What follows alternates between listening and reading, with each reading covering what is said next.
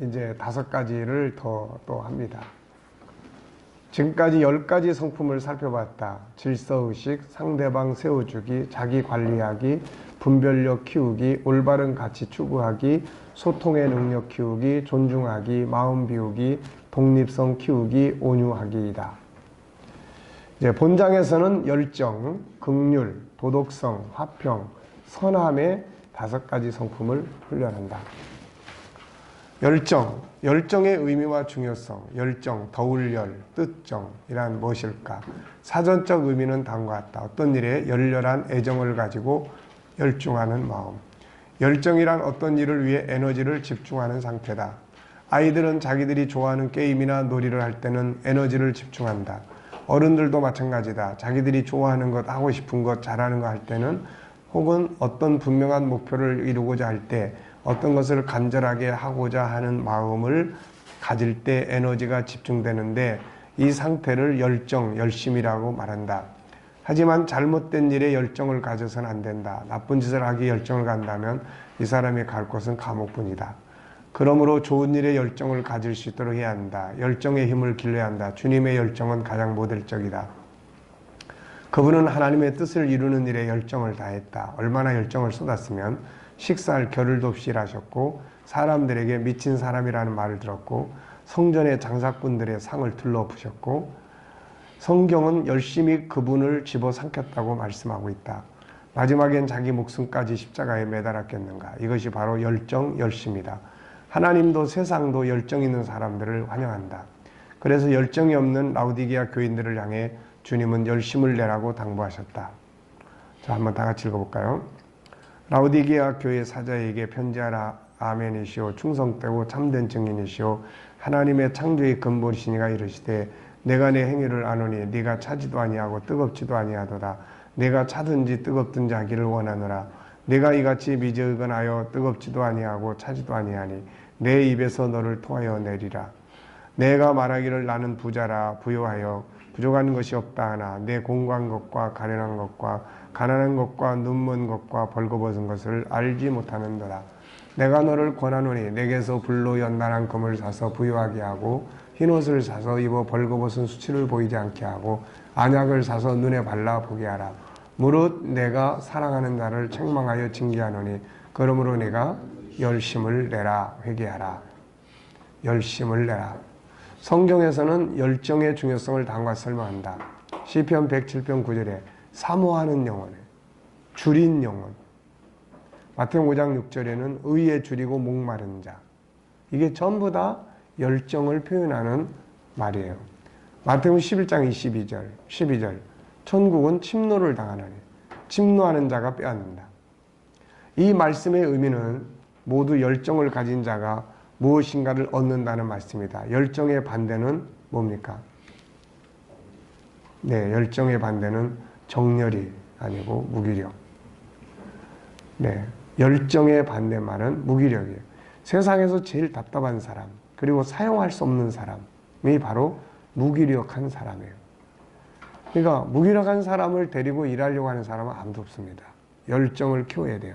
열정은 마치 자동차 엔진에 불을 붙이는 것 같아요. 성경의 야곱, 다윗, 요셉, 다니엘, 바울 같은 사람들은 무서운 열정을 가진 사람이죠. 야곱의 열정은 창세기 31장 38절부터 쭉 보면은 더위와 낮에는 더위와 40절을 보면은 밤에는 추위를 무릅쓰고 눈붙일 겨를도 없이 지냈다. 이렇게 이야기를 하죠. 다니엘의 열정. 다니엘은 마음이 민첩해요. 민첩하다는 것은 아주 빠리빠리한 걸 말합니다. 총리들과 고관들 위에 뛰어남으로 왕이 그를 세워 전국을 다스리게 하고자 한지라. 이에 총리들과 고관들이 국사에 대하여 다니엘을 고발할 근거를 찾고자 하였으나 아무 근거, 아무 허물도 찾지 못하였으니 이는 그가 충성되어 아무 그릇됨도 없고 아무 허물도 없음이었더라. 그러니까 이 사람이 얼마나 열정적으로 일을 하고 그리고 진실하게 일을 했는지를 이야기를 하고 있죠. 바울 사도의 열정, 사도행전 20장 23절 오직 성령이 각성해서 내게 증언하여 결박과 환난이 나를 기다린다 하시나 내가 달려갈 길과 주 예수께 받은 사명 곧 하나님의 은혜의 복음을 증언하는 일을 마치려 하면은 나의 생명조차 좀 더 귀한 것으로 여기지 아니하노라. 그러니까 아주 죽음을 각오한 이제 그런 우유보다는 모든 부도덕 중에서도 최악이다. 네. 열정의 중요성. 아무리 좋은 기회를 가졌다 해도 땀과 열정 그리고 철저한 헌신이 있어야 마침내 이루고자 했던 일들을 120% 달성할 수 있다. 성공도 업적도 자신의 일에 미친 사람들이 만드는 거다. 그러니까 열정이라는 건 미친 거죠. 그래서 예수님이 미쳤다고 소리 듣고 그런 거죠. 그러니까 자기가 하는 일에 이런 열정을 가져야 발전할 수 있고 뭔가 성취할 수가 있게 되는 거죠. 열정. 참 좋은 말입니다. 잭 월치는 뛰어난 인재가 되기 위한 자질을 4E 플러스 P로 정리했다. 4개의 E로 하는 것은 변화를 두려워하지 않는 에너지. 네. 변화를 두려워하지 않는. 나이가 들어갈수록 변화를 싫어해요. 왜냐하면 익숙함에서 굳이 그럴 필요 뭐 있나. 네. 그런데 이게 변화하지 않는 거는 다 무기력증에 빠집니다. 나중에. 다 무력해지는 거예요. 인간은 자체가 내면의 세계에 영원성이라는 것은 변화를 추구하는 성품이에요. 이게. 결국 영원성의 마지막은 완성은 영원성의 변화의 완성은 천국이야. 천국은 모든 게 다 완성이 되는 거예요. 다. 이번에 5G라고 하는 시스템인데 그게 5G하고 지금 현재 4G를 통한 우리 인터넷 방송이나 이런 거하고 차이점이 뭔지 아세요? 첫 번째는 속도. 쉽게 설명을 누가 해주더라고요. 근데 이렇게 이야기하는 거예요. 자, 이쪽에서 미국으로 방송을 하면 일단은 미국에서 받아서 다시 하려면 한참 있다가 하잖아요. 근데 5G는 바로 하는 거예요. 바로.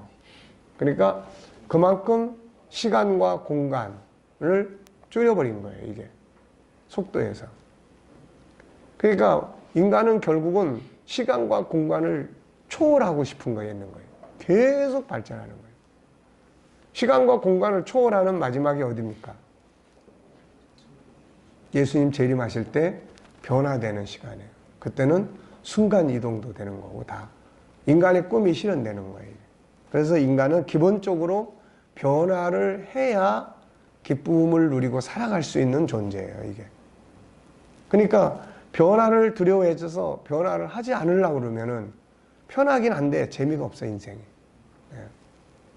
활기를 불어넣는 능력, 에너자이즈. 단호한 결단력, 네. 실행력. 그 다음에 P는 열정. 이 중 그가 특히 중시했던 건 열정이다. 그는 A급 인재와 B급 인재를 가르는 가장 큰 차이는 바로 열정이라고 했다. 그래서 뭔가 열정을 가진 사람을 만나면 옆에 사람도 막 동기가 생기죠, 이게. 네. 노래를 하는 것도 마찬가지예요. 노래를 하는 것도. 열정을 불어넣는 노래가 있는 반면에 열정을 식어지게 만드는 노래들이 있어요. 네. 요즘에 찬양 이런 거. 그래서 우리 교회에서도 내가 금요일 같은 때는 찬양보다 찬송을 좀 많이 했으면 좋겠다. 그냥 은혜 받으러 오는 사람들한테 이 뜨겁게 그냥 십자가 막 이런 손뼉치고 장구치고 옛날에 그래서 내가 북을 다시 사올까. 막 옛날에는 북치고 찬송했다고. 그러니까 그 자리에 딱 들어오는 순간 마음이 확 불이 붙는 거야. 이게. 근데 요즘에 나오는 많은 찬양들은 감정을 자극을 해요. 감정은 자극을 하는데 이게 뭔가 사람의 기분을 이게 다운시켜요. 그러니까 다른 때는 이제 그런 게 괜찮아요. 혼자 듣는다든지 뭐 이렇게 들을 때는 감동적이고 이런 게 있는데 그런 막 힘을 얻어야 될 때는 이제 이런 게 필요해요. 열정. 불은 자신을 태워 물을 끓이고 주위에 열을 전하고 방을 따뜻하게 한다. 열의 기운으로 주변을 변화시킨다. 그런 열정의 사람이 되어야 한다. 하루를 95% 정도 만족하며 살지 않고 마지막 5%까지 다 연소시킨다는 각오로 사람은 반드시 성공을 한다. 열정 없이 성취될 수 있는 위대한 것은 존재하지 않는다. 네. 어떻죠? 그래도 이 자리에 있는 여러분들은 열정에 대한 도수가 몇 도쯤 됩니까? 몇 도 돼요? 10도? 아니 100도가 완성이라면은 네. 근데 열정이 목사님 이게 노력해서 되나요? 아 그럼 원래 본질적으로 이 타고난 그런 게 굉장히 지배적인 것 같아요. 또 공부해도 되는 것도 아니고 이 열정을 그 이제 그 밑에 방법을 쭉 써놨으니까 열정을 갖기 위해 필요한 자원 그러니까 이대로만 하면 돼. 그러니까 본래 난 타고난 성품이 뭐 이렇다 이거는 아니야. 이거는 열정이라고 하는 것은 무조건 막 빨리 한다 이런 개념이 아니에요. 무조건 뭐 100km로 간다 이게 아니고 10km를 가더라도 자기가 하고 있는 일에 어느 만큼 집착하느냐 집중하느냐 집중하고 집착하고 에너지를 다 쏟아붓는 거예요. 그러니까 이거는 우리가 반드시 길러야 될 하나님의 열정이 우리를 구원하고 하나님의 열정이 아들을 희생하고 인류 역사를 이끌어가고 그러는 거예요.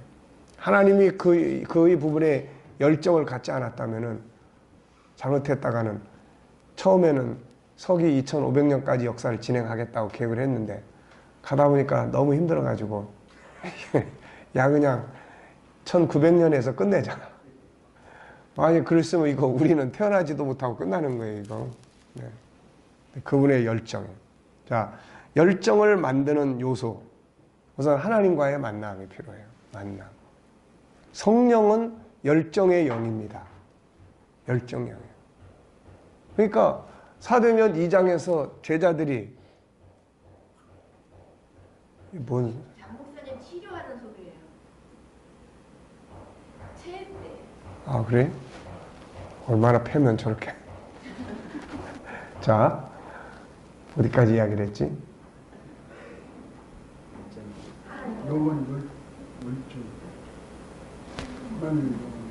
네, 성령은 열정의 영이에요. 그러니까 사도행전 2장에 제자들이 그렇게 숨죽어 있다가 성령이 임하고 나니까 어떻습니까? 밖으로 뛰쳐나가잖아요. 속에 막 불이 붙어가지고 뛰쳐나가요. 이게. 그러니까 요즘에 우리가 영을 움직여야 되는데 감정을 움직이는 일이 많아. 요즘에는 감정. 찬양도 그렇고 우리가 어떤 이벤트도 그렇고 이게 감정을 움직여요. 그럼 감정을 움직이면은 그 감정이 그런 감정이 머무는 동안에는 괜찮은데 딱 나가서 감정이 식어지면은 원위치야 이게. 성령의 역사는 그게 아니에요. 옛날에 성령의 역사를 강하게 임할 때는 영을 바꿔 움직여버려요. 영을. 이건 감정이 아니고 영을 움직이기 때문에 삶이 확 바뀌어버리는 거예요. 이게. 근데 지금은 감정. 네. 성령이 강하게 그 사람을 잡아 흔들어 버리는 게 아니고 그래서 하나님과의 만남. 그 다음에 중요성을 인식을 해야 돼. 필요함을 일단 느껴야 돼요. 그래. 이걸 내가 해야 되는데. 이 간절함, 의지, 네. 이런 것들이 이제 열정을 품어내는 하나의 이제 도구죠, 이게. 네. 해도 되고, 안 해도 되고. 그러니까 예수님께서 계속 그런 거 물어보는 거예요. 야, 너 낫고 싶어? 네. 너 내가 이거 할 줄을 믿어? 어?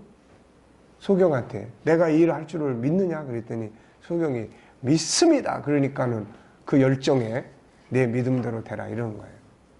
한 사람은 가능하시면 좀 도와주세요. 그랬다가 야단 맞았지. 야, 할 수 있거든요. 무슨 말이냐? 응? 그러니까 어떤 이런 열정이 필요한 거예요. 필요성에 대한 인식이에요. 그 다음에는 목표가 뚜렷해야 돼. 내가 뭘 이루겠다. 예? 목표가 뚜렷해야 됩니다. 그래야만 그걸 위해서 그냥 가는 거야. 옆에서 누가 뭐라고 하든 말든 막 집중해서 가는 거예요. 그 다음에 하지 않으면 안 되는 절박한 현장이 필요해. 쫓겨나게 생겼어 지금. 네. 쫓겨나게 생겼다. 이제 다 망하게 생겼다. 그러면 막 그냥 거기서 열정이 불이 붙어요. 이제 살아야 되겠다고 하는 이런 거. 해야 한다는 간절한 의지. 잘하고 좋아하는 것, 하고 싶은 걸 찾아. 하기 싫은 걸 하면 열정이 식어질 수 있고, 하고 싶은 걸 하면은 열정이 불타올라요. 네. 공부할 때는 그냥 하기 싫어가지고 막 이렇게 저렇게 하다가, 근데 운동하자 그러면은 막 열정이 그냥 막 타올라가지고 이제 그만해야 되는데도 계속해. 할 수 있다는 자신감. 뭐 세상의 모든 문명은 열정을 가진 사람들에 의해서 만들어지는 것들이에요. 딴 사람보다 한 발짝 더 앞서가고, 또 하루 1시간 덜 자고 더 먼저 일어나고, 때로는 밤에 고민하고, 그러면서 이루고자 하는 간절한 열망, 이런 것들이 열정을 만들어냅니다. 이게. 자, 그래서 열정이라고 하는 건 아주 중요하니까 열정의 성품을 길러내야 돼요. 그걸 기르기 위해서는 이런 도구들을 하나하나 훈련을 해야 돼. 분명한 목표의식이 있느냐, 있으면 어디까지 가고 싶은 거냐, 어떻게 할 거냐. 그래서 다 코칭을 사용해서 열정에다가 불을 붙여주는 작업을 이제 우리가 해야 됩니다. 이게. 자, 12번째는 이제 긍휼이에요. 긍휼의 성품. 긍휼히 여긴 자는 복이 있나니 그들이 긍휼히 여김을 받을 것이며, 이 땅에 오신 예수님은 긍휼의 지도자로 오셨어요. 그는 모든 사람들을 긍휼히 여기시고 그들을 구원하시고 도우셨습니다. 예수님은 행복의 비결로 긍휼을 말씀했어요. 긍휼이란 무엇이며 어떤 것인가? 긍휼. 여러분들이 이제 상담을 하거나 교육을 하거나 할 때 가장 중요한 것 중에 하나는 먼저 주제에 대한 의미를 이해를 해야 돼요. 주제에 대한 의미. 주제에 대한 의미. 부모들에게 교육을 할 때, 아이들 교육에 대해서 이야기를 할 때 교육의 의미가 뭔지 아느냐. 지금 그렇다면 지금 교육받는 것이 과연 우리 아이들이 사회에 어떤 영향력을 줄 수 있는 사람으로 교육이 되고 있느냐. 아니라면은 부족한 점이 뭐냐. 어느 영역을 더 보완해야 되느냐. 이런 것들이 교육을 강의할 때 해야 될 이야기들이죠. 자, 긍휼, 자랑할 글, 자랑할 긍. 그 다음에 그래서 뜻은 자랑하다, 창자로 민망하다. 휼, 구제할 휼. 불쌍히 여기다, 근심, 동정하다, 돌보다. 그래서 긍휼이라는 것은 긍휼히 여기는 것, 민망하게 생각하는 것, 안 됐다 그런 마음이죠. 돕는 것, 구제하는 것을 말합니다. 만약 내가 쪼개지는 가슴을 구했다면 헛된 삶을 산 것은 아니다. 만약 내가 아픈 삶을 위로했다면, 혹은 고통을 가라앉혔거나 쓰러져가는 작은 새 한 마리를 도와 둥지에 넣어줬다면 헛된 삶을 산 것은 아니다. 쪼개지는 가슴이라는 것은 아픔이죠. 고통 속에 있는 사람을 건져내는 걸 말합니다. 긍휼은 불쌍히 여기는 거예요. 아픔을 이해하는 겁니다. 그를 인하여 아파하는 거죠. 이해하면 용서가 됩니다. 왜 우리는 서로를 불쌍히 여기 하는가? 인간은 범죄 후에 에덴에서 쫓겨나 누구나 불쌍한 존재가 됐죠. 부모를 떠난 자와 같이 하나님을 떠난 자가 되었고, 세상에 왜 오는지조차도 모르는 소경이 되어버렸고, 어디로 가는지 어떻게 살아야 하는지도 모르죠. 서울대병원에서 만난 어린아이, 그 아이는 교통사고를 당했다. 그런데 다른 데는 다 괜찮은데 머리에 이상이 생겼다. 그래 기억이 상실됐어요. 간호사들과 재미있게 웃으면서 뛰어논다. 그런데 자기가 누구인지, 집이 어디인지, 부모가 누구인지 모른다. 이것이 인간의 모습이다. 그러기에 우리는 모두 불쌍한 존재들이에요. 서로를 위로해야 하는 자들이죠. 둘째, 인간은 모두 아픔을 가지고 있어요. 창세기 3장에서부터 죄로 망가진 인격, 살아오면서 겪는 수많은 상처와 아픔들. 인간은 모두 위로를 받아야 할 자들이에요. 그럼에도 불구하고 끊임없이 상처를 받고 살죠. 우리는 이것을 서로 이해할 수 있어야 합니다. 알고 보면 대부분의 많은 사람들은 마음에 상처를 안고 살아요. 그리고 누군가가 이것을 이해하고 위로해 주기를 바랍니다. 이해하지 못하면 다툼이 되지만 이해하면 긍휼히 여겨져요. 전철 안에서의 이야기 우리 많이 봤죠.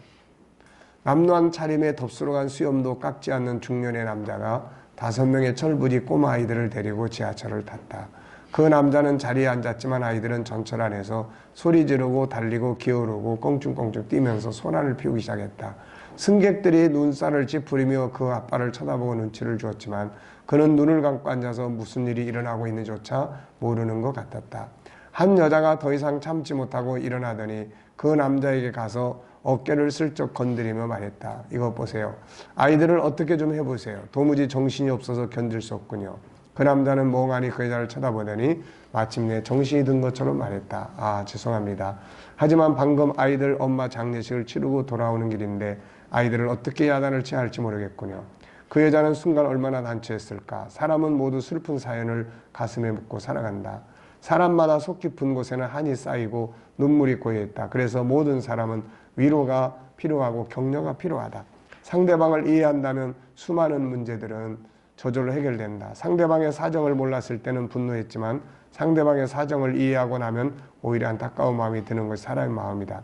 그러므로 우선 나를 바로 이해한다. 그래야 나 때문에 화가 안 나고 나 때문에 우울하지 않는다. 그리고 상대방을 이해할 수 있어야 한다. 상대방의 행동이 왜 저런지, 왜 저렇게 행동하는지를 이해하면 오히려 안쓰러운 마음이 든다. 상대방을 이해하고 그의 아픔을 갖자. 이것이 긍휼이다. 백부장은 자기 하인의 아픔을 갖고 그를 긍휼히 여겨서 치료에 놀라운 은혜를 받았다. 예수님 역시 음행하다 붙잡힌 여인의 아픔을 알고 계셨기에 그를 불쌍히 여겼다. 상대방, 다른 사람의 아픔을 이해하고 울어줄 수 있는 사람, 그의 아픔을 위로하고 함께 할 수 있는 사람은 복 있는 자다. 그 역시 그런 은혜를 누릴 수 있기 때문이다. 잘못을 저지르고 당황해야 할 때 야단치기보다는 품에 안고 울어줄 수 있어야 한다. 실수하고 두려워하고 있을 때 야단치는 게 아니라 다가가서 위로와 지지를 보낼 수 있어야 한다. 힘들어서 지쳐 쓰러져 있는 사람을 책망하고 없어지라고 하지 않고 나도 늘 그래라고 하면서 일으켜 세워주는 사람. 이들이 바로 긍휼의 성품을 가진 사람들이고 이들이야말로 진정한 성공자들이다. 자, 우리는 맨 밑에 5가지의 본성을 가지고 있어요. 이렇게 살고 싶어하는. 그런데 장애 요인들 때문에 잘 안 돼요. 그래서 아픈 상처들을 가지고 있고 이것이 아프기 때문에 밖으로 소리도 지르고 분노도 하고 사람을 기피하기도 하고 이런 현상으로 나타나는 거예요. 그래서 그 마음 속에 있는 아픔을 볼 수 있어야 됩니다. 인간은 모두 약한 존재예요. 지금 강하다 해도 어느 순간 약한 상태에 처하게 된다. 아버지의 모습이 내 모습. 어떤 사람의 고백이에요. 고등학교 시절은 더할 나위 없이 좋았다. 취미로 하는 운동도 재밌었고 싸움도 잘했다. 친구도 많았고 여자친구도 물론 있었다. 그 행복이 계속될 것이라고 생각했다. 그래서 늘 꼬질꼬질한 양복 차림으로 피로에 쩔어오는 아버지를 무시했다. 대학에 갔지만 여전히 빈둥대면서 어리석은 짓만 반복했다. 학교를 때려치우고 문득 주위를 돌아보니 아무도 없었다. 이대로는 안 되겠다는 생각이 들어 넥타이를 맸다. 그저 그런 회사에 들어갔지만 괴롭기만 했다. 즐거운 일은 하나도 없이 책상에 묶여 있었고 보기 싫은 동료를 두들겨 팰 수도 없었다. 때려치울 이유만 찾고 있었던 것 같다. 회사 일도 최악의 날이다. 나날이었다. 달갑지 않은 회식 자리에 끼어있다가 돌아오는 길 전철 유리창에 낯익은 모습이 비쳤다. 양복 차림에 피로에 쩔은 내 모습은 옛날 내 아버지의 모습 그대로였다. 같은 칸에 탄 고등학생의 나를 보고 비웃고 있었다. 왠지 억울한 마음에 소리를 죽이며 어깨를 들썩이며 울었다. 그러니까 인간은 모두 다 약한 존재예요. 그러니까 서로를 불쌍히 긍휼히 여겨야죠. 네 번째, 인간은 영원한 멸망을 향해 가고 있다. 세상에서도 불쌍하지만 영원한 형벌 속에 들어가는 불쌍한 자들이 되어버렸다. 그러면서도 큰 소리치고 산다. 그래서 예수님은 이것을 너무 잘 아시기에 항상 인간을 불쌍히 여기셨다. 예수님은 백성들을 긍휼히 여기셨죠. 그를 죽이는 자들까지 긍휼히 여겼습니다. 그는 인간을 잘 아시기 때문이죠. 자, 한번 읽어보겠습니다. 예수께서 모든 도시와 마을에 두루다니사 그들의 회당에서 가르치시며 천국 복음을 전파하시며 모든 병과 모든 악한 것을 고치시니라. 무리를 보시고 불쌍히 여기시니 이는 그들이 목자 없는 양과 같이 고생하며 기진함이라. 네, 그래서 무리를 보시고 불쌍해요. 예수님의 눈에는 다 불쌍한 거예요. 다. 그리고 긍휼히 여기는 자가 되라고 했습니다. 성경은 사망으로 끌려가는 자를 건져내라고 말씀하고 있죠. 잠언 24장 11절. 너는 사망으로 끌려가는 자를 건져주며 살육을 당하게 된 자를 구원하지 아니하려고 하지 마라. 자, 긍휼히 여기는 것은 뭘 하는 건가?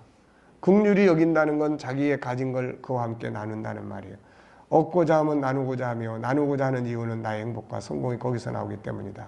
주님은 우리에게 대접을 받고 싶으면 먼저 대접을 하라고 권고하셨고 사도 바울 역시 주님의 말씀을 인용하여 받는 자마다 주는 자가 복이 있다고 했어요.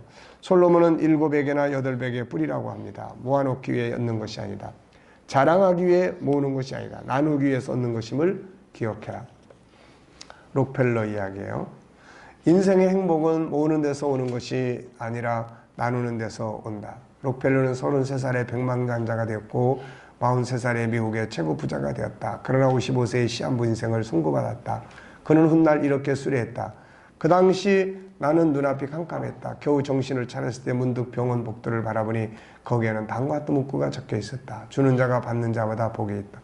쾅 하고 뒤통수를 얻어맞는 느낌이었다. 그때 병원 한 구석에서 소란한 소리가 들려왔다. 막 가까이 가서 보니 병원비가 없어서 입원을 시킬 수 없다는 병원 측과 어쨌든 방법을 강구해 볼 테니 입원부터 시켜달라는 보호자가 다투는 소리였다. 환자인 여자아이는 구석에 앉아 울고 있었다. 그 아이를 본 순간 갑자기 내 가슴속에서 솟아오르는 말로 할 수 없는 뜨거운 기운과 눈물로 인해 제대로 볼 수도 없었다. 어떤 강렬한 깨달음을 얻은 록펠러는 즉시 비서를 불러 그 여자아이의 입원비를 대신 지불하도록 했고 자신의 이름을 절대로 알리지 말라고 엄중하게 지시했다. 얼마 뒤 다시 병원에 들렀을 때 회복된 여자아이의 모습을 볼 수 있었다. 록펠러는 그 순간이 일생에서 가장 행복한 순간이었다고 말했다. 그리고 기적 같게도 자신의 암도 회복되기 시작했다. 그때부터 록펠러는 나눔의 삶을 살았다. 그래서 98살까지 장수의 복을 누렸다. 인생을 마감하는 자리에서 그는 이렇게 말했다. 삶이 이렇게 행복한 줄 미처 몰랐다. 내 인생의 나머지 43년은 정말 행복한 시간이었다. 세상에서 가장 중요한 때는 바로 지금 이 순간이고 가장 중요한 사람은 지금 함께 있는 사람이며 가장 중요한 일은 지금 내 곁에 있는 사람을 위해 좋은 일을 하는 것이다. 잠언에서는 가난한 자에 대한 나눔이 얼마나 중요한지를 많은 곳에서 설명한다. 한번 쭉 읽어볼까요?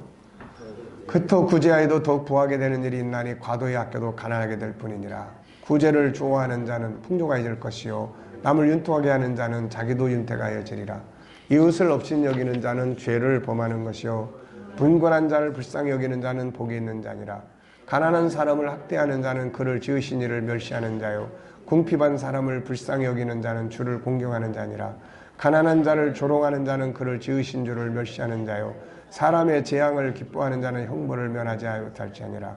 가난한 자를 구제하는 자는 궁핍하지 아니하리니와 못본치 않은 자에겐 저주가 크리라. 가난한 자를 불쌍히 여기는 것은 여호와께 구워드리는 것이니 그의 선행을 그에게 갚아주시리라. 귀를 막고 가난한 자가 부르짖는 소리를 듣지 아니하면 자기가 부르짖을 때도 들을 자가 없으리라.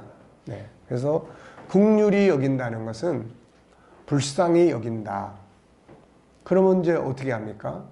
나누는 거죠. 마음을 나누고 가진 것을 나누고 돕는 겁니다. 못 본 척 하는 게 아니에요. 아유 참 안 됐다. 그리고 가면 다 소용없잖아요. 베드로와 요한이 제자들이 요한복음 9장에 보면은 소경된 자를 놓고 논쟁을 했어요. 토론을 했어요. 이 사람이 죄진 게 누구 때문입니까? 자기 죄입니까? 부모 죄입니까? 뭐 예수님 이 사람이 너무 안 됐으니까 좀 도와줍시다. 뭐 이래야 되는데 그걸 가지고 지금 자기들의 논쟁을 하고 있는 거예요. 그런데 예수님은 도와줍니다. 누구의 죄 때문도 아니고 하나님의 일을 위해서다. 그러면서 그 사람에게 필요한 것을 줘요. 그러니까 긍휼히 여긴다는 것은 불쌍히 여긴다는 마음과 함께 나누는 거예요. 가진 것을 나누는 거죠.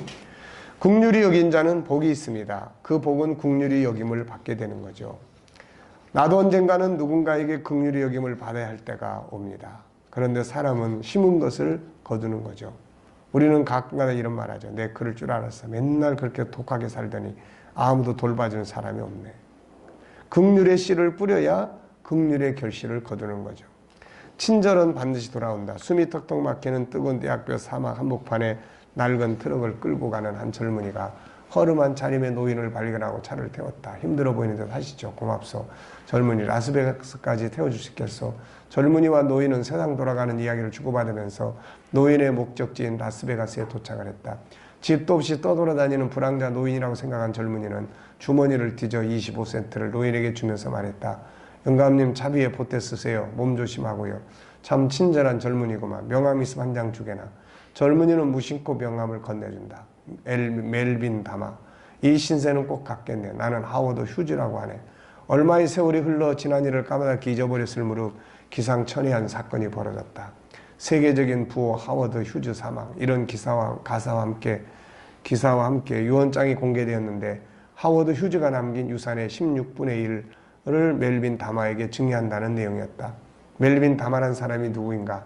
아는 사람이 아무도 없었다. 유언장 이면에 멜빈 다마는 하워드 휴즈가 일생 동안 살아오면서 만났던 가장 친절한 사람으로 기록되어 있었다. 친절한 사람, 이것이 유산을 남겨주는 유일한 이유였다. 하워드 휴즈의 유산 총액이 25억 달러 정도였으니 유산의 16분의 1은 최소한 1억 5천만 달러, 우리 돈으로 2천억 원 가량이었다. 무심코 베푼 25센트가 6억 배가 되어 되돌아올 줄 누가 알았으랴. 알았으면 너도 나도 다 거지한테 찾아가가지고 네. 그래서 진리예요. 주님의 말씀은. 긍휼히 여기면 내가 긍휼함을 받게 되는 거죠. 독한 사람은 끝까지 가도 그 사람을 긍휼히 여길 사람이 없습니다. 네. 자, 도덕성의 13번째. 도덕성의 성품을 키워야 합니다. 윤리와 도덕은 행복과 성공의 기본 질서다. 현대 대부분의 사람들의 몰락은 도덕성의 타락, 거룩성의 타락에서 나온다. 거룩성은 고리타분한 것이 아니라 오늘의 삶을 인정받고 성공하게 만드는 비결이다. 지금 우리 사회는 거룩성을 가진 리더들을 원한다. 윤리가 성공을 오랫동안 유지한다. 도덕이란 인간이 지켜야 할 도리 또는 바람직한 행동 기준을 말하며 도덕성은 도덕적으로 옳은 것을 말한다. 성공을 위한 도덕성을 갖추기 위해서는 첫째는 윤리 경영의 개념에 대하여 정확히 알아야 하며 둘째는 자신의 도덕 지수를 알아야 하며 셋째는 도덕성을 높일 수 있는 전략을 알아야 한다. 왜 윤리 경영이 뜨는가? 최근 전 세계적으로 기업 윤리에 대한 관심이 부쩍 높아졌다. 이에 따라 윤리 경영의 중요성에 대한 인식은 점점 강화되고 있다. OECD 회원국인 우리나라에서도 윤리 경영이라는 세계적인 흐름에 부응하여 정부나 기업에서 국제상거래 뇌물방지법 등 부패방지법 제정 기업 경영의 투명성 확보 등과 같은 형태로 기업윤리 확립을 위해 힘쓰고 있다. 이러한 노력의 결과 윤리 경영의 중요성에 대한 인식이 점점 강화되고 있다. 지난해 산업자원부가 조사한 결과에 따르면 국내 50대 기업 중 87%가 윤리 경영의 필요성을 인정하고 있다고 한다. 특히 올해에는 연초부터 은행을 비롯한 금융권과 대기업의 최고 경영자들이 신년사와 각 언론사의 인터뷰를 통해 윤리 경영을 올해의 최우선 과제로 추진하겠다고 밝힌 바 있다. 도덕 지수를 높여야 한다. 요즘 대기업에서 요구하는 인재상에는 도덕성 항목이 꼭 들어가 있다. 윤리 경영을 위해 도덕성 높은 사람들을 기업에서 요구하고 있기 때문이다.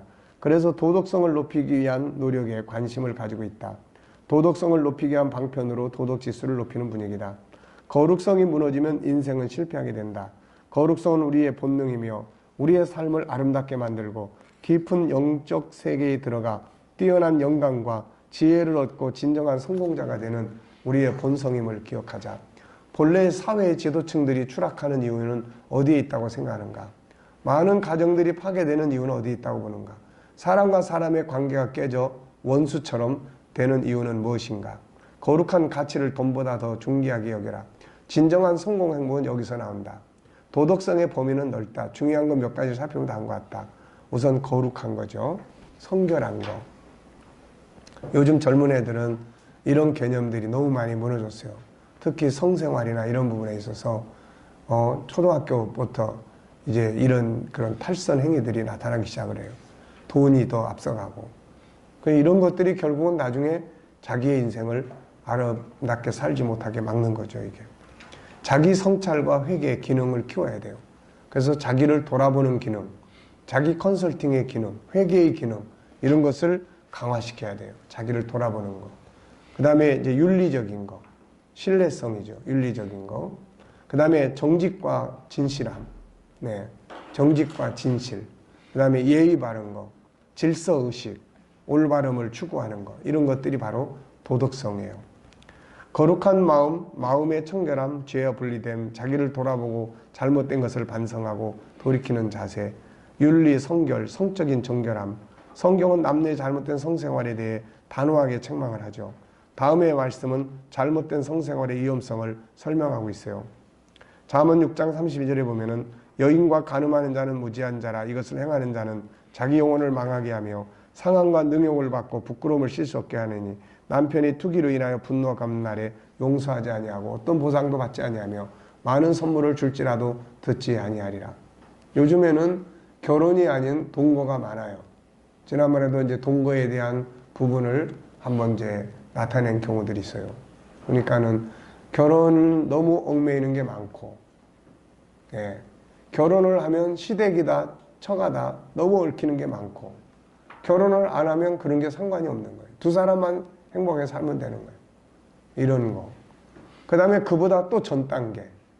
일단 살아보고 결혼을 한다. 또 뭐 비용을 아끼기 위해서 동거한다. 남녀의 필요한 욕구만 채우면 되는 거 아니냐. 그래서 이런 성생활에 대한 문제라 이런 것들이 너무 많이 지금 어긋나가고 있습니다. 그래서 이런 부분들에 대한 것들이 결국 나중에는 이제 하나님의 창조의 질서를 어그러뜨리고 사람과 사람의 관계도 힘들게 하고 가정도 온전하게 못하게 만드는 문제가 생기죠. 정직과 진실, 인간관계, 재물을 얻는 방법에 있어서 정직과 성실은 대단히 중요한 거예요. 성경은 비정상적으로 재물을 얻는 자들의 위험성을 많은 곳에 설명합니다. 잠언 10장 2절에는 불의의 재물은 무익하여도 공의는 죽음에서 건지느니라. 11장 1절 속이는 저울은 여호와께서 미워하시나 공평한 추는 그가 기뻐하시느니라. 악인의 삭은 허무하되 공의를 뿌린 자의 상은 확실하다. 공의를 굳게 지키는 자는 생명에 이르고 악을 따르는 자는 사망에 이르고 내 마음으로 죄인의 형통을 부려하지 말고 항상 여호와를 경외하라. 정령이 장래가 있겠고 내 소망이 끊어지지 아니하리라. 그냥 돈만 많이 벌면 된다는 이런 인식은 안 되죠. 결국 그것은 나중에 실패의 원인이 돼요. 네. 예의 바름, 올바른 질서의식, 올바름을 추구함. 많은 사람들이 방법이 악하든 선하든 상관없이 물질적 유익만을 얻으려고 하는 데서 실패를 하는 거예요. 그리고 쾌락과 향락, 성적 타락에 의해 공든탑이 무너지고 있는 겁니다. 그 어느 때보다도 거룩성, 도덕성을 키워야 할 그런 때죠. 자, 14번째 성품, 화평이에요. 예수님은 세상에 화평의 제물로 오셨습니다.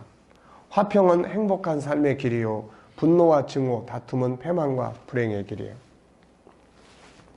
그러므로 화평을 만드는 능력을 길러야 합니다. 다툼을 만드는 트러블 메이커가 아니라 화평을 만드는 피스메이커의 능력을 길러야 되는 거죠. 화평의 중요성과 다툼의 위험성.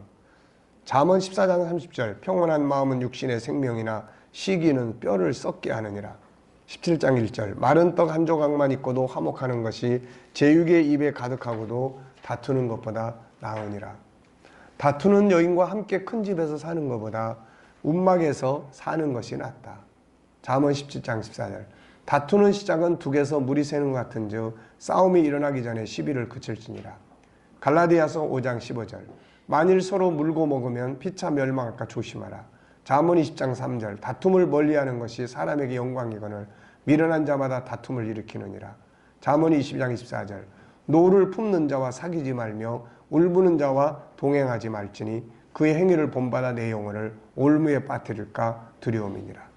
네, 그러니까 화평을 만드는 사람, 이게 아주 중요해요. 그럼 화평을 만들기 위해서 뭐가 필요합니까? 사용할 수 있는 도구들이에요. 우선 자기 반성이 필요해요. 자기 반성. 상대방만 잘못했다고 생각하면 다툼이 일어나요. 그 화평이 안 됩니다. 자기 성찰과 반성.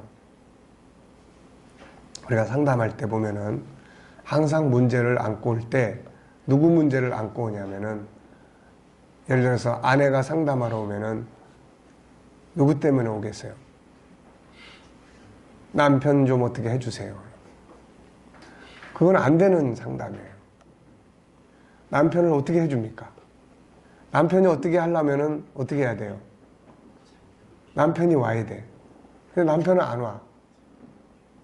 그런데 그래서 이제 상담을 자기 상담으로 시작을 해야 돼. 그렇다면은 남편이 그런 상황을 어떻게 대처하는지, 어떻게 대처를 해야 될 건지, 자기 방어 능력은 어느 정도 되는지, 선으로 대처할 수 있는 선한 능력은 어느 정도 되는지, 네. 이런 것들을 이제 키우는 거예요. 또 자기는 어떤지. 우리가 코칭할 때 다 했잖아요. 자기 안에 부정적인 요소는 없는지. 네. 자, 그러니까 자기 성찰과 자기 반성.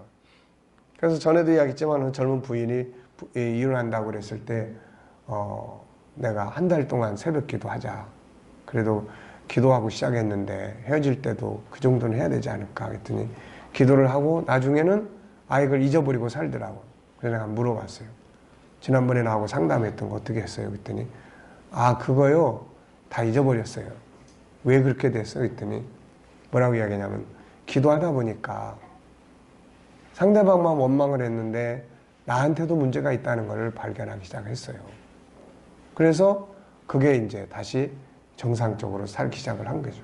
그래서 자기 반성에 화평의 중요성을 인식해야 돼. 이걸 중요성, 화목이 얼마나 중요하고 필요하다는 거. 하여튼 뭐든지 다 필요성이 있어야 그 뭔가를 해보려고 하는 거예요. 그래서 중요성 인식. 그 다음에 용서, 용납이 필요한 거예요. 그 다음에 자기 희생이 필요해요. 자기 희생. 네. 희생을 하면은 어쨌든 간에 화목이 이루어져요. 네.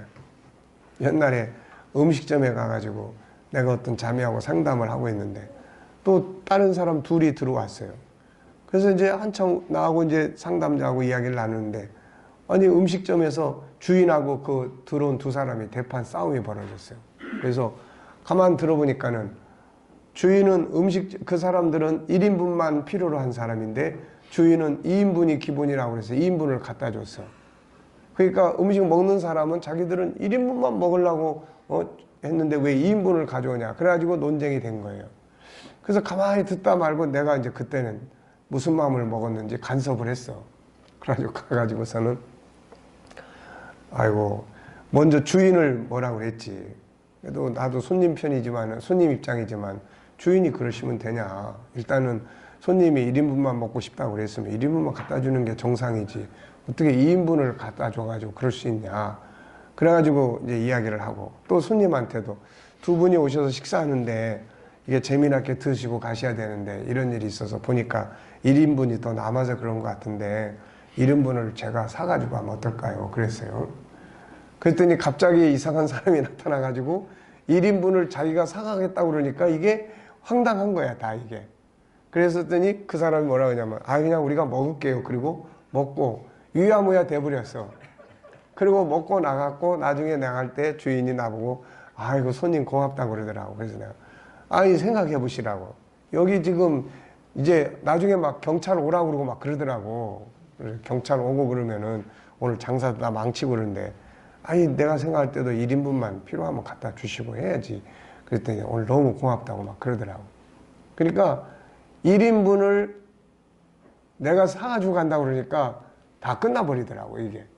그러니까 뭔가 누군가가 중간에서 자기가 좀 손해보겠다고 대드는 사람이 있으면은 그게 좀 이게, 그래서 예수님의 방식이 참 그게 진리예요. 예수님이 중간에 끼어들으셔가지고 뭐라고 했습니까? 하나님은 너희들을 다 죽이겠다고 그러시고 계시고 인간 우리들은 뭘 우리가 잘못했냐고 막 그러고 있고 그러는 거예요. 예수님이 오셔서 내가 다 지고 갈게. 네. 그러니까 때로는 희생이 필요한 거예요. 희생. 그래 내가 좀 손해보지 뭐. 그러면은 화목이 되는 거예요. 근데 막 희생 나는 절대로 손해 못 봐. 이러면은 끝장 가는 거예요. 이제. 분노와 다툼의 위험성을 인식해야 돼요. 분노와 다툼. 이게 얼마나 위험한 건지를 알아야 돼요. 감정 컨트롤을 훈련을 해야 돼요. 순간적으로 일어나는 감정 컨트롤. 그래서 우리 많이 했잖아요. 잠깐 기법, 생각하고 말하기, 호흡하기. 이런 것들이 다 순간적 감정. 근데 이런 걸 그냥 다 잊어버리고 나중에 공부할 때 생각나면은 이미 실컷 다 싸우고 난 다음에 이제 보따리 싸가지고 다 이리 가고 저리 가고 난 다음에 생각하면 다 소용없어요. 영성의 강화, 은혜 받음, 경청과 공감, 유순한 말 이런 것들이 화평을 만드는 도구들입니다. 이게 그러니까 서로 분노 조절이 안 되는 사람들은 원인을 이런 식으로 분석을 해서 이 중에 이런 걸 한번 해보면 어떨까요? 이렇게 해주면은 도움이 될 수가 있어요. 자, 15번째는 선함, 정의입니다. 선은 하나님의 성품이에요. 그러므로 하나님은 선한 성품을 중요하게 여깁니다. 세상은 불의가 넘치지만 그래도 결국 승리하는 건 선이에요. 선은 하나님의 성품이기 때문이에요. 그래서 마태복음 19장 10절에 보면 예수님께서 이르시되 어찌하여 선한 일을 내게 묻느냐. 선한 이는 오직 한 분이시니라. 네가 생명에 들어가려면 계명을 지키라. 레위기 11장 45절. 나는 너희의 하나님이 되려고 너희를 애굽 땅에 인도하여낸 여호와라. 내가 거룩하니 너희도 거룩할지어다. 시편 1편 5절. 그러므로 악인들은 심판을 견디지 못하며 죄인들이 의인들의 모임에 들지 못하리로다. 무릇 의인들의 길은 여호와께 인정하시나 악인들의 길은 망하리로다. 세상은 물질주의가 지배하여 다른 사람들은 안 좋은 방법을 가지고서도 돈만 많이 벌면 된다고 생각해요.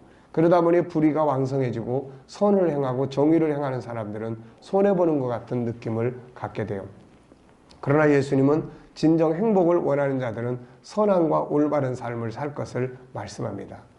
하나님이 천지 창조의 질서를 만드실 때 선하게 사는 것이 행복으로 가는 열매를 맺는 이 질서를 만들어 놨어요. 그래서 악을 행하는 건 결국 망합니다. 예. 마태복음 5장 6절 의에 줄이고 목마른 자, 의에 선을 행하고 싶어서 정의에 따라서 의를 행하기 위해서 이런 사람이 배부를 것이다. 의를 위해 핍박받는 자가 복이 있다. 하나님은 의를 행하며 선을 행하는 자들을 기뻐합니다. 그리고 결국 의를 행하는 자들이 승리하죠. 성경에서 많은 부분에서 악을 따르지 말고 선을 따르라고 합니다. 한번 쭉 읽어보겠습니다. 그는 정직한 자를 위하여 완전한 지혜를 예비하시며 행실이 온전한 자에게 방패가 되시나니 대적은 정의의 길을 보호하시며 그의 성도들의 길을 보전하려 하심. 의인의 길은 돋는 햇살 같아서 크게 빛나 한낮의 광명에 이르거니와 악인의 길은 어두움 같아서 걸려 넘어져도 그것이 뭔지 깨닫지 못하느니라. 선을 간절히 구하는 자는 은총을 얻으려니와 악을 더듬어 찾는 자에게 악이 임하리라. 선인은 여호와께 은총을 받으려니와 악을 꾀하는 자는 정죄하심을 받아요. 사람이 악으로서 굳게 서지 못하거니와 의인의 뿌리는 움직이지 아니함. 의인의 빛은 환하게 빛나고 악인의 등불은 꺼지느니라. 악한 자의 집은 망하겠고 정직한 자의 장막 흥하리라. 악인의 길은 여호와께서 미워하셔도 공의를 따라가는 자는 그가 사랑하시느니라. 공의와 정의를 행하는 것은 제사 드리는 것보다 여호와께서 기쁘게 여기시느니라. 너는 악인의 형통함을 부러워하지 말며 그와 함께 있으려고 하지도 말라. 네, 이거를 이제 우리도 그렇게 해야 되지만 우리 아이들에게도 이런 걸 가르쳐야 돼요. 이런 거를. 이게 다 뭡니까? 이게 SQ야. 이게 다 SQ예요. 가치 추구예요. 올바른 가치. 이게 옳은 거야. 이게 얼마나 많은 이익을 얻는 거냐. 이걸 가르치면 안 돼. 그거는 지적인 재능이에요. 지적 재능은 얻고 확대하고 하지만 SQ는 올바른 걸 얻는 거예요. 올바른 방법을 얻는 거예요. 그래서 이게 과연 얼마나 많은 이익을 얻느냐보다는 이게 올바른 행동이냐 아니냐에다가 중심을 둬야 돼요. 사람들은 그렇게 이야기하죠. 야, 그렇게 해가지고 어떻게 먹고 사냐. 근데 그렇게 해야 성공하는 거야. 결국에 이런 사람들은 장사를 해도 결국은 얻게 되는 거예요. 이게 장사는. 네. 그러니까 그런 부분들에 대한 걸 우리가 알아야 됩니다. 지금은 에이, 그렇게 살아가지고 뭔 돈 벌 수 있어. 이런 개념이에요. 근데 그게 아니야. 올바르게 선한 방법으로도 돈을 벌 수 있어. 라고 하는 개념을 알아야 되고, 믿어야 되고, 그렇게 살아보고 해야 돼요, 이게. 네. 장사 하나를 해도 어영부영, 대강대강, 악한 방법으로 적당하게 이렇게 가지고 안 되지 않습니까? 고객에 대한 올바른, 우리 교회도 사업하고 하는 사람들 많아요. 근데 어떤 사람은 미안하지만 그 사람을 추천하고 싶은 마음이 안 들어요. 그 사람. 이러면 안 되잖아요, 이거. 응? 어떤 사람한테는 그 사람한테 가서 꼭 일을 맡겨보세요. 하는 거예요. 왜? 고객에게 선을 베풀어 주니까. 네. 교인들에도 얼마나 그런 비즈니스가 많습니까? 그러니까 그런 부분들에 대해서 선한 방법으로 고객을 배려하고 이렇게 할 때 하는 일도 발전하게 되는 거예요, 이게. 그러므로 선, 정의, 공의를 배우고 익히고 이걸 살아가는 능력을 길러야 한다.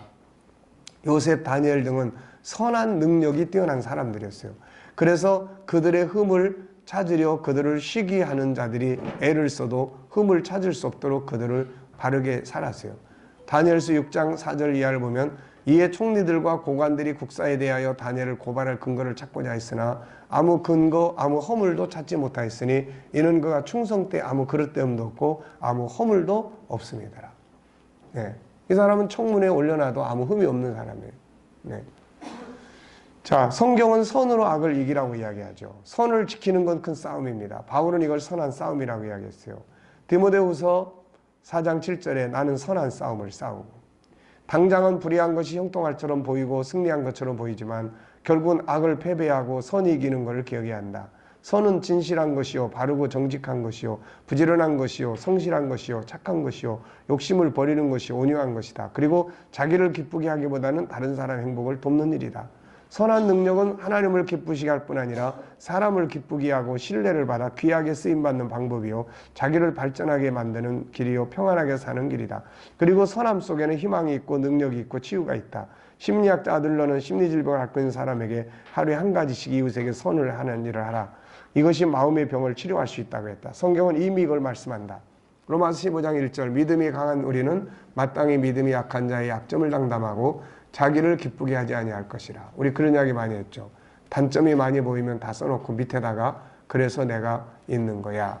이게 그 말씀이에요. 약점을 담당해라. 우리 각 사람이 이웃을 기쁘게 하되 선을 이루고 덕을 세우도록 하라. 다른 사람을 기쁘게 하고 연약함을 담당하는 등의 선한 일들은 결국 자신을 행복하게 하고 사람들로부터 인정을 받고 성공의 열매를 맺는 비결이 돼요. 선한 능력을 기르기 위해서는 필요한 자원은 다음과 같다. 우선 중요성을 인식하고 해야 된다는 의지를 갖고 교육을 받고 훈련을 해야 되죠. 옳고 그름을 분별하고 실천의 용기, 죄를 거부할 줄 알고 선을 행할 줄 알고 언어와 행동, 자기 성찰과 반성. 언어라는 것은 그렇게 살겠다고 외치는 걸 말하는 거예요. 외치고 행동하는 거예요. 그리고 자기 반성, 다른 사람을 기쁘게 함, 영성의 강화 이런 것들을 통해서 선한 능력을 길러갈 수가 있습니다. 그래서 이런 것들은 길러가야 하는 묘목이에요. 이게 그냥 내비두면은 악의 나무가 더 잘 커요. 이게.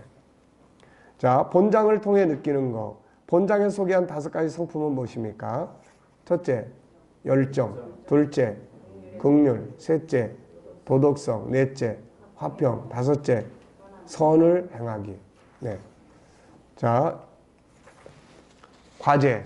과제는 이렇습니다. 외치기. 시작. 네. 이런 걸 계속 외침으로써 뇌를 학습을 시키는 게 중요하다고 그랬죠. 자, 그리고 월요일 날은 열정 갖기, 화요일 날은 긍휼 베푸기, 수요일 날은 도덕성 지키기, 목요일 날은 화평하기, 금요일 날은 선, 정의를 행하기. 네. 토요일 날은 종합적 훈련. 잘 이해되셨죠? 자, 그러면 지금까지 한 15가지 성품을 한번 다시 복습하겠습니다. 첫째, 둘째, 셋째, 넷째, 다섯 번째, 여섯 번째, 일곱 번째, 여덟 번째, 아홉 번째, 열 번째, 11번째, 12번째, 13번째, 14번째, 15번째. 네. 자, 엄청난 보물을 우리가 지금 공부를 하고 있습니다. 근데 흘려보내버리면 다 소용없는 도루묵이 되는 거고, 이거를 하나하나 눈앞에다 써붙여 놓고 기억하고 활용하겠다고 하는 의지가 있어서 월요일 날은 이걸 사용하고 일주일에 하나의 성품씩만 활용해도 그 위대한 성품이 일주일을 통치한다고 생각해 보세요. 그러면은 엄청난 변화가 만들어지게 되는 거죠. 자, 이제 진짜 오종 공부는 여기서 마치겠습니다. 네, 수고했습니다. 감사합니다.